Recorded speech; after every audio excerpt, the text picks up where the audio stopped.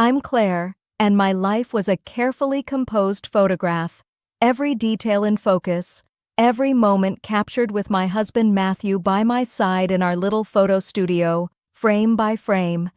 But beneath the surface, our marriage was fading, a picture losing its color with each passing day.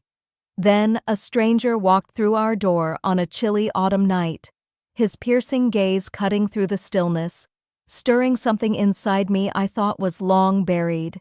A single touch, a forbidden spark, and suddenly my world was on the brink of collapse.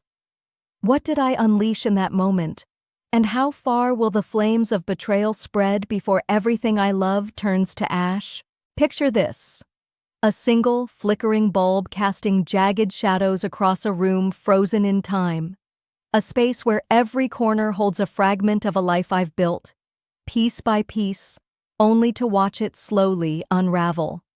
My name is Claire, and at 45, I'm standing in the middle of a story I no longer know how to write. I've been married to Matthew for 2 decades, a partnership that once felt like a masterpiece, but now resembles a faded print, overexposed and lacking contrast. Together, we run frame by frame, our little photo studio tucked away in a sleepy corner of our mid-sized city, a place where the hum of traffic barely reaches us, and the world seems to slow down just enough to let us breathe. Our studio is a sanctuary of sorts, a cozy, slightly chaotic haven with white walls that have seen better days, scuffed from years of moving equipment and hanging frames. Vintage cameras line the shelves, relics of a time when photography felt more like magic than mechanics. Each one a silent witness to the dreams we once shared. There's always a faint whiff of developer chemicals in the air, a nostalgic scent that clings to the edges of every memory I've made here. Matthew and we've carved out our roles with surgical precision.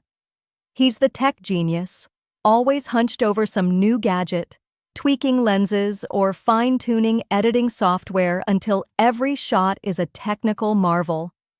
I've seen him spend hours calibrating a single camera, his brow furrowed in concentration, as if the fate of the world rests on getting the focus just right. Me? I'm the dreamer, the artist who obsesses over the soul of an image. I agonize over composition, the way light falls across a subject's face, the unspoken story in a fleeting glance.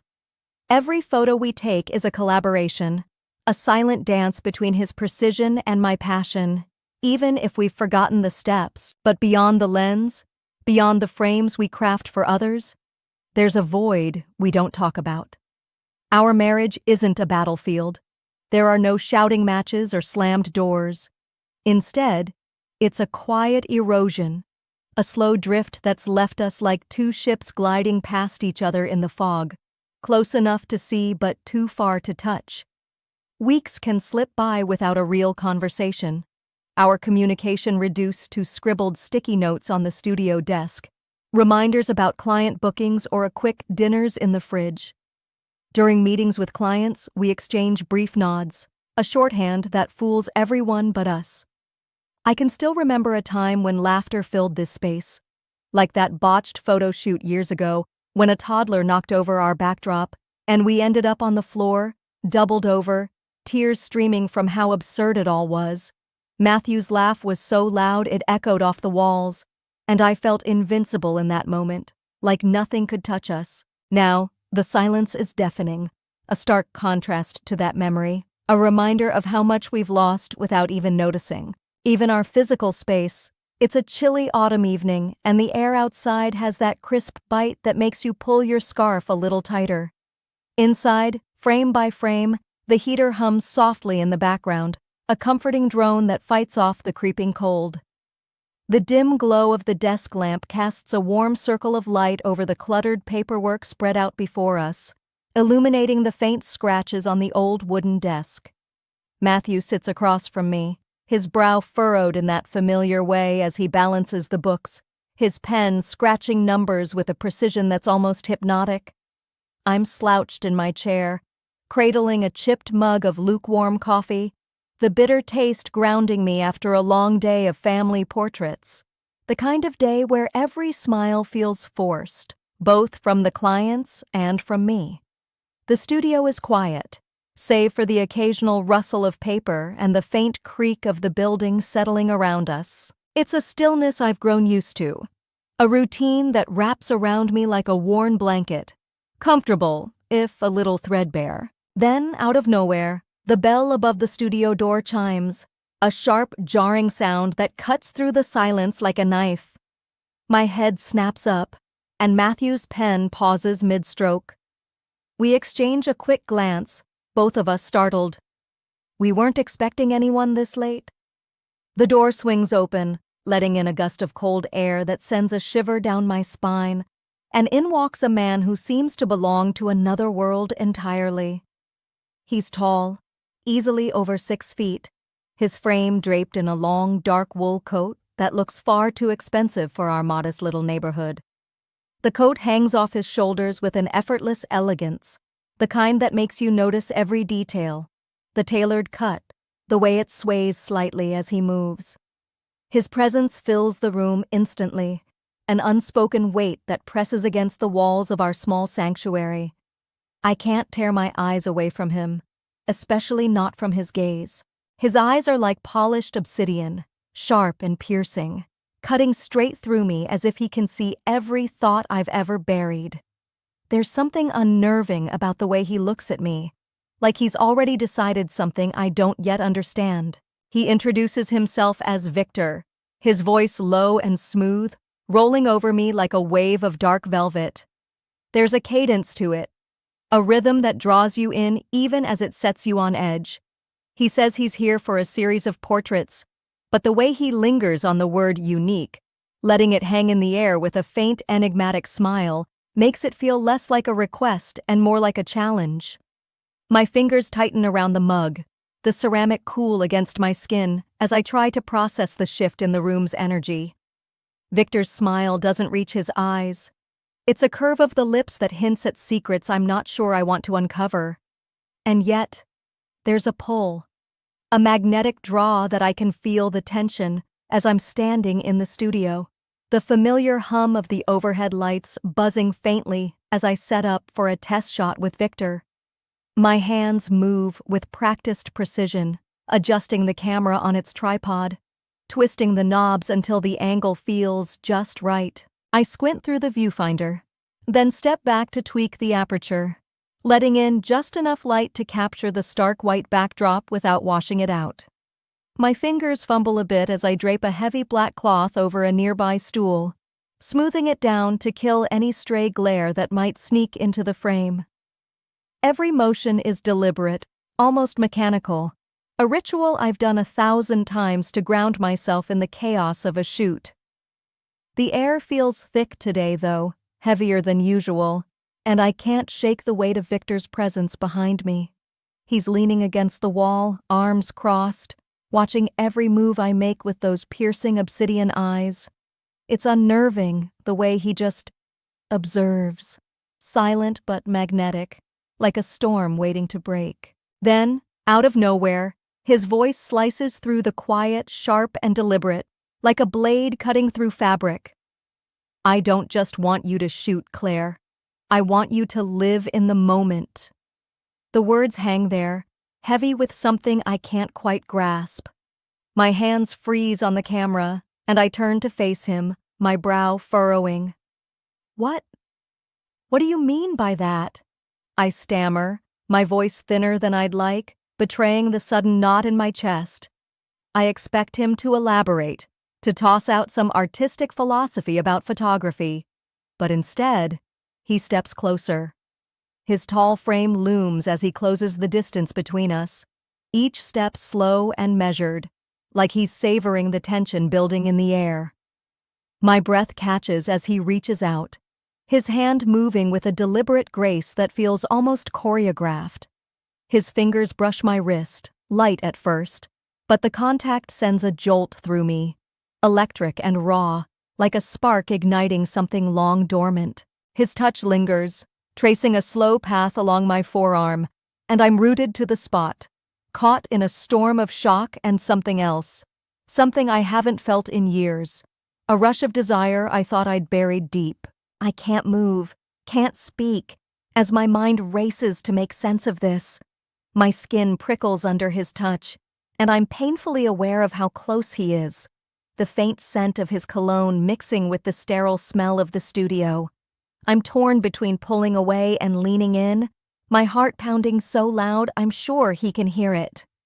In that moment, I admit to myself, and to you, that this simple gesture has cracked open a part of me I thought was gone forever.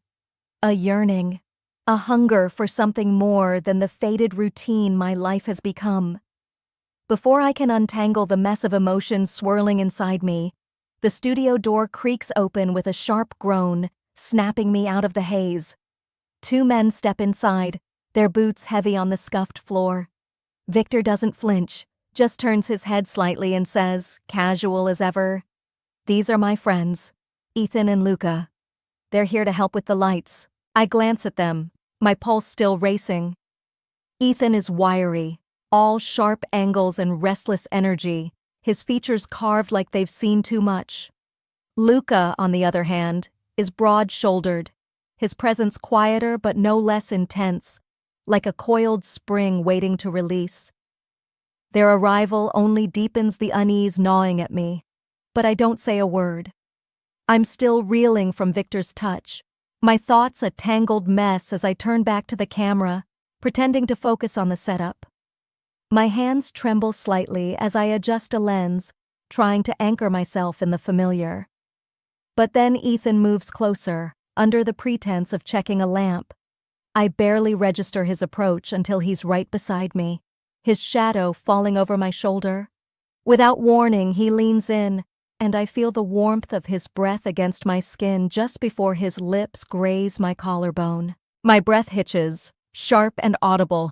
I stumble out of the studio shooting area, my legs feeling like they're made of rubber, barely holding me up as I make my way down the narrow hallway toward the control room. My breath comes in shallow, uneven gasps, and I can feel the heat burning in my cheeks, a flush that won't fade no matter how much I try to steady myself. Sweat beads on my brow, trickling down the side of my face, and I swipe at it with a trembling hand, only to realize my fingers are shaking so badly I can barely control them. I reach up to smooth my hair, a desperate attempt to pull myself together, to look like I haven't just been caught in a whirlwind of emotions and forbidden moments. But it's useless. My reflection in a small mirror on the wall shows a woman unraveling, eyes wide with guilt and something else I don't want to name. My mind is a storm, thoughts crashing into each other with no mercy. Where's Matthew? Is he still at the front desk, buried in paperwork, oblivious to how long I've been gone? Or has he noticed the silence, the absence, and started to wonder? The thought of facing him twists my stomach into knots, each step down this hallway feeling like I'm walking toward a reckoning I'm not ready for. I reach the control room door, my hand hovering over the handle for a moment as I try to brace myself. The cold metal feels like a shock against my clammy palm, grounding me just enough to push it open. The room is small, cramped with monitors and editing equipment, the air heavy with the faint smell of overheated electronics. Dim light spills from a single overhead bulb, casting long shadows across the cluttered space. And there he is, Matthew, seated in his usual chair, his back to me. My heart lurches at the sight of him, so familiar yet so distant, like a stranger wearing the skin of someone I used to know. On one of the screens, the live feed from the studio cameras flickers, and my stomach drops like a stone. The angle shows everything. The space where I stood, where boundaries blurred and lines were crossed. He's seen it. There's no doubt in my mind.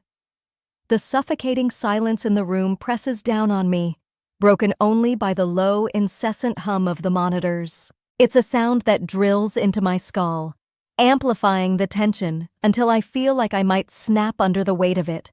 I open my mouth to speak, to say something, anything, that might explain or undo what's been done. An apology, a plea, a lie even. But the words stick in my throat like shards of glass. Nothing comes out, just a ragged breath that betrays how shaken I am. Matthew doesn't turn to face me. He doesn't even acknowledge I'm there. Instead, his fingers toy with his wedding ring, twirling it slowly between them. The gold catches the faint light, glinting with each deliberate turn, a silent gesture that feels heavier than any words could. It's an accusation, a question, a judgment all rolled into one, and it cuts deeper than I expected. I stand there, frozen, my pulse hammering in my ears, waiting for him to say something, to yell or demand answers. But the silence stretches on, endless and unbearable, until I think I might scream just to break it. Finally, after what feels like an eternity, he speaks. His voice is low, stripped of any warmth, flat in a way that chills me to the bone. "That was your best shoot." The words hit me like a physical blow, sharp and unexpected, leaving me reeling. What does he mean? Is it sarcasm, dripping with bitterness? Resignation, as if he's already given up on us? Or something darker, a veiled threat I can't decipher? I search for a clue in the set of his shoulders, in the way he holds himself so still, but there's nothing to grasp onto. I'm rooted to the spot, waiting for more, for anything that might clarify the storm brewing between us. But he doesn't say another word. Instead, he stands, the chair scraping softly against the floor, a sound that grates on my frayed nerves. With a slow, deliberate motion, he leaves the room, and it's been days since Matthew walked out, and the weight of his absence presses down on me like a physical force. I'm alone now, truly alone, in a world that feels like it's shrinking around me. I've tried to reach him, dialing his cell phone over and over, only to be met with the hollow sound of voicemail. His voice on the recording, once so familiar, now feels like a stranger's, a ghost from a life I've lost. I've driven by our house more times than I can count, slowing down to peer through the windows, hoping for a sign of him. But the curtains are drawn, the driveway empty, the silence of the place screaming louder than any words could. I've even reached out to mutual friends, desperate for any scrap of news, but they all say the same thing. They haven't seen him, haven't heard from him. It's like he's vanished, erased himself from my reality, leaving me to drown in the aftermath of that night. In the studio, the quiet is suffocating. Frame by frame, once a place of shared dreams and late-night laughter, now feels like a mausoleum. I sit at the desk, surrounded by the ghosts of our past, replaying that fateful evening in my mind on an endless loop. The memory of Victor's touch, the forbidden rush that coursed through me, it's still there, simmering beneath the surface, a dangerous thrill I can't shake. But it's tangled with shame, a bitter knot in my chest that tightens every time I think of Matthew's face, the way he looked at me, or didn't, before he left. I'm torn between regret and a lingering hunger, a part of me still craving the intensity of that moment, even as it's destroyed everything I held dear. Running the business alone is a battle I'm losing. I take on small jobs, family portraits and headshots, but my heart isn't in it. My hands tremble as I handle the camera, my focus shattered. Just yesterday, I spilled coffee all over a client's proofs, the dark liquid seeping into the paper like a stain on my soul. I apologized profusely, but the damage was done, and so was the trust. Another time, I forgot to charge the camera battery before a shoot, showing up unprepared, fumbling through excuses as the client's patience wore thin. And then there are the moments I find myself standing in front of the white backdrop where it all happened. I stare at the empty space, my mind painting over it with memories of that night. Victor's piercing gaze, the electric charge of his presence, the way boundaries melted away. I feel a sickening mix of revulsion and longing, hating myself for the way my pulse quickens even now at the thought. The studio, our shared dream, no longer feels like a sanctuary. It's a tomb, a monument to everything I've lost, not just Matthew, but a piece of who I am. The days drag on, each one heavier than the last, until exactly 1 week after Matthew disappeared, the unthinkable happens. It's late at night, and I'm at home, lying in bed, staring at the ceiling as sleep refuses to come. My phone buzzes on the nightstand, the sound jarring in the stillness. I grab it, my heart leaping with a flicker of hope that it might be him, but the screen shows an unknown number. When I answer, a gruff voice on the other end identifies themselves as being from the local fire department. My stomach drops as they deliver the news. Frame by frame is on fire, engulfed in flames. The words hit me like a punch, stealing the air from my lungs.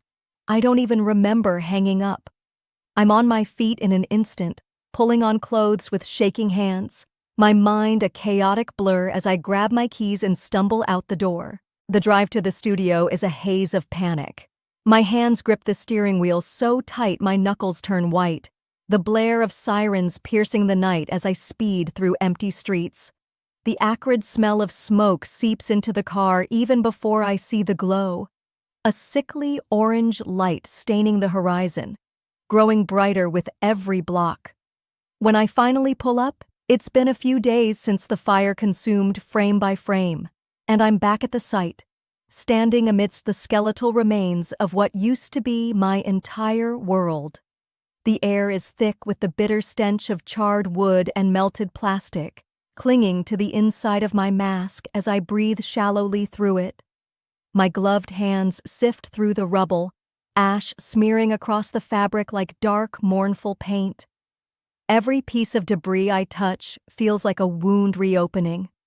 I uncover a half-melted vintage camera, one of those relics from our shelves that once symbolized the magic of our early days. Its lens is cracked, the body warped from the heat, and holding it feels like cradling a broken dream. Then there's a charred photo, barely recognizable, but I know it instantly. It's Matthew and me, grinning like fools in our first year of business, arms slung around each other with a brightness in our eyes that I haven't seen in years. The edges are singed to nothing, our smiles distorted by the burn, and it stabs at my heart, a physical ache that makes me gasp. I find the twisted remains of a tripod next, its metal legs bent and fused together in a grotesque sculpture of loss.